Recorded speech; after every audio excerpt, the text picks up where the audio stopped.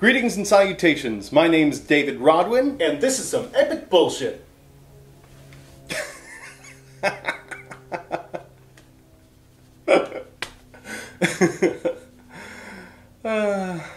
So I'm Jewish, but not that observant. Still, over the last few years, I've gotten more and more interested in Judaism. And the more I explore Judaism, the more I realize how little I know. Let's take something really basic, like I originally thought there were only 10 commandments. And then about 5 years ago, I was over at this really young, cool, and hip rabbi's house. And he has people over for Shabbos, and he has a big meal, and then he breaks out the scotch, and then, and only then, we start talking about that week's Torah portion. So we're a few scotches in when he happens to mention that there are 613 mitzvot, and while a mitzvah in common parlance means a good deed, it actually literally means commandment. So that means no one had ever told me there weren't just 10 commandments, there were 603 others that I wasn't paying any attention to. And frankly, I was struggling with the top 10. I mean, I was okay with thou shalt not murder and thou shalt not worship false idols. But honor thy mother and father is still a struggle. Just ask them.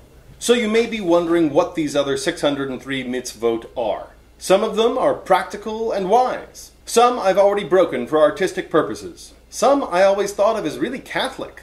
Some are really creepy to think that they had to come up with a law against this like other people were doing this already.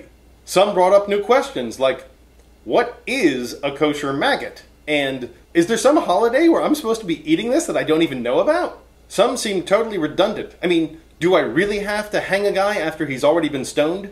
And some, I think, portray God in such an ugly and vindictive light that it actually encouraged me to embrace the teachings of Christ Jesus. But I suppose that's because someone here is a West Coast Jew who used to date a Christian Scientist and who embraces the basic teachings of Buddhism. And of course I practice yoga. And at the end of yoga, Shavasana, the death pose, always gives me a moment for meditation that I rarely find in my Jewish practice. My favorite teacher, Jamie Elmer, who left town a few years ago, used to play a particular song during Shavasana. She told me it was a piece by Krishna Das. And then about 2 years ago I heard that Krishna Das was coming to town, and I immediately got tickets.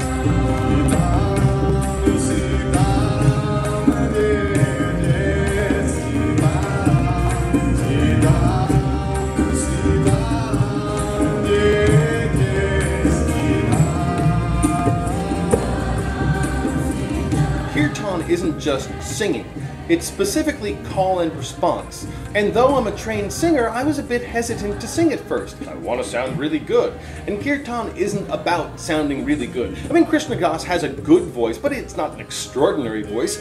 It's his presence that carries the entire room and inspires people to join in. So after just a few songs, I was there belting along with everyone else. And there are 500 of us singing along in Sanskrit and call and response, and we have no idea what we're saying, but we're singing as loud as we can, and it becomes an absolutely ecstatic experience. And when I say ecstatic, I don't mean that I was happy or it was really great. We mean literally from the Greek, ekstasis, out of body.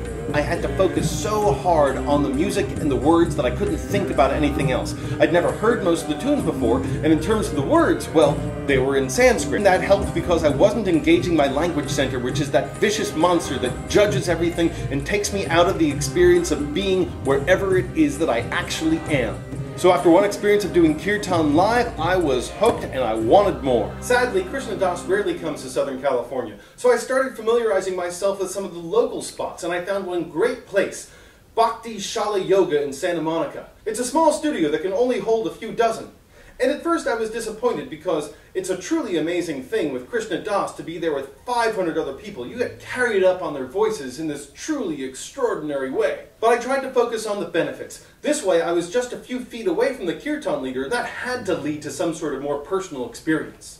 In fact, one day, just before we were about to begin a new chant, the leader stopped and said, "Hey, I know I don't do this much, but I wanted to give you guys a literal translation of what we're about to sing." And instantly I knew this was a bad idea. He said, basically, this song praises the god Ganesh. It says, "Ganesh, you're so great. We praise you, Ganesh. Ganesh, the remover of obstacles. Thank you, Ganesh. You're the greatest of gods. Praise Ganesh." And then he added, Oh, if you don't know who Ganesh is that really crazy god that's got the elephant for a head and 4 arms doing all different things. And in fact, that big old 4-foot tall statue is the thing that you are praying to. And then he started singing. And I couldn't join him. I mean, he just explained to me that I was committing idolatry. I mean, of all the 613 mitzvot, Jesus Christ, I didn't think that I was going to... Okay, that was taking the Lord's name in vain, but not my Lord. Anyway, that's why I can say Jesus Christ, but I never, ever thought I would violate the 2nd commandment. Thou shalt not worship false idols. Oh, God. Sorry. I mean, I knew Kirtan was devotional prayer. I knew it was a Hindu tradition. I knew it was in one of the 8 limbs of yoga that we usually ignore in the US, and we just focus on the asanas, the movement practice of yoga. But I didn't realize it would make me violate one of the 10 commandments.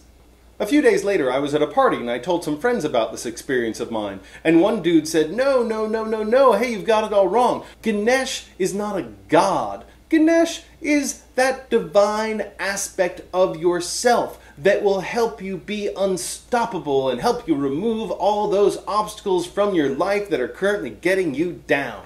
Unfortunately, we were joined in conversation by someone who was Indian of descent. And he's like, actually, in India, you know, if you have a big problem and you really need some help taking care of it, you pray to Ganesh. He's not some divine part of yourself. He's a god, and you pray to a statue in order to communicate with him. That's Ganesh. So I stopped going to Kirtan, but I missed it, and I thought, you know, it'd be great if someone did Kirtan with, I don't know, Hebrew. Why not, you know? Someone's got to be able to do it. And then I found out there is a guy who's doing it. He's the Kirtan rabbi, and he just did a tour of the West Coast, and I saw him a few weeks ago, and he was really good. So if you're Jewish and you don't want to praise any idols, but you still like Kirtan music, check out the Kirtan rabbi. He rocks. My name's David Rodwin. That was some epic bullshit. Did that work? That would be awesome if that actually worked. Shema Yisrael, Shema Yisrael.